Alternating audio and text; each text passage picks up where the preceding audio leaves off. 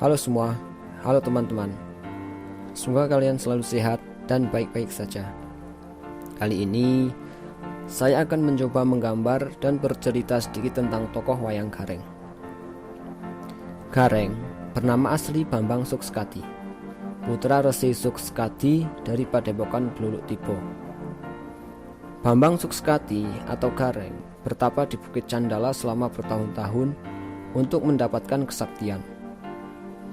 Setelah sekian lama bertapa, akhirnya Bambang Sukskadi selesai bertapanya. Ia kemudian menemui ayahnya untuk meminta izin pergi menaklukkan raja-raja. Dalam perjalanannya untuk menaklukkan raja-raja itu, Bambang Sukskadi bertemu dengan Bambang Penyukilan, putra Begawan Salantara dari Padepokan Kembang Sore. Karena sama-sama sombongnya dan sama-sama mempertahankan pendiriannya, terjadilah peperangan di antara mereka berdua. Kesaktian mereka yang seimbang sehingga membuat peperangan mereka tiada yang kalah dan tiada yang menang. Perang itu sangat dahsyat karena kesaktian mereka berdua yang sangat luar biasa. Perang terus berlangsung sampai tubuh dan wajah mereka luka parah hingga terlihat tidak karu-karuan dan tidak tampak lagi ketampanan mereka. Saat itu, Semar atau Sang Hyang Ismaya sedang berjalan dan menjumpai peperangan itu. Dan Semar pun melerai mereka berdua. Akhirnya, perang pun selesai. Tidak ada yang menang dan tidak ada yang kalah. Yang ada, mereka berdua luka parah dan tidak karu-karuan. Karena sabda Sang Hyang Ismaya atau Semar, berubahlah wujud keduanya menjadi seperti yang kita ketahui sekarang. Wujud Bambang Sukskadi menjadi tak berleher, perut gendut, matanya juling, hidung bulat, kaki pincang, dan tangannya bengkok atau tekle atau ceko dalam bahasa Jawa. Oleh Sang Hyang Ismaya, namanya diganti menjadi Nolo Gareng. Sedangkan Bambang Penyukilan diganti namanya menjadi Petruk.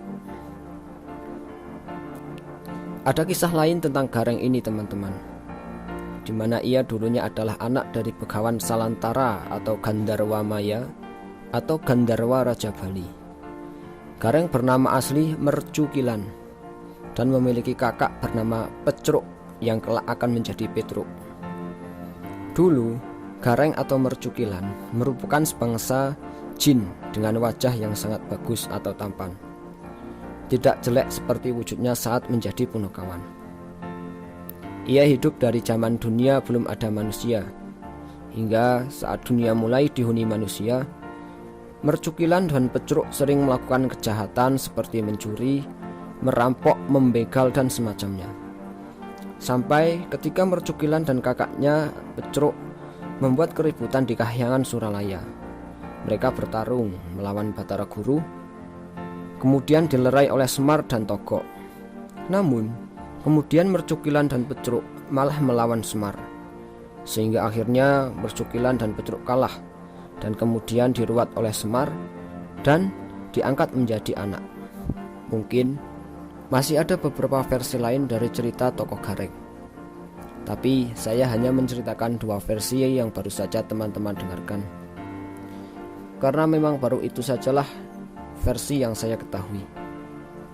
Namun yang tak kalah penting dari cerita tokoh Gareng adalah filosofi dari wujud Gareng, di mana mengandung makna yang luar biasa, yaitu matanya yang juling.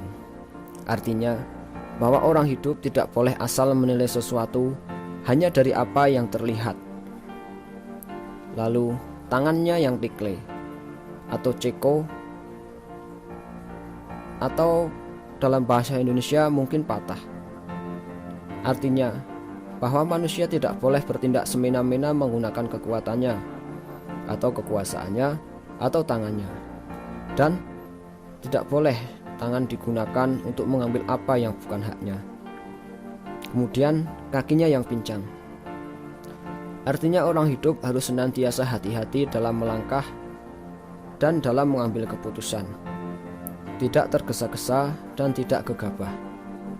Lalu dari arti nama Gareng itu sendiri, Gareng dalam bahasa Jawa itu berarti kering, yang berarti bahwa Gareng memiliki hati yang kering dari nafsu duniawi.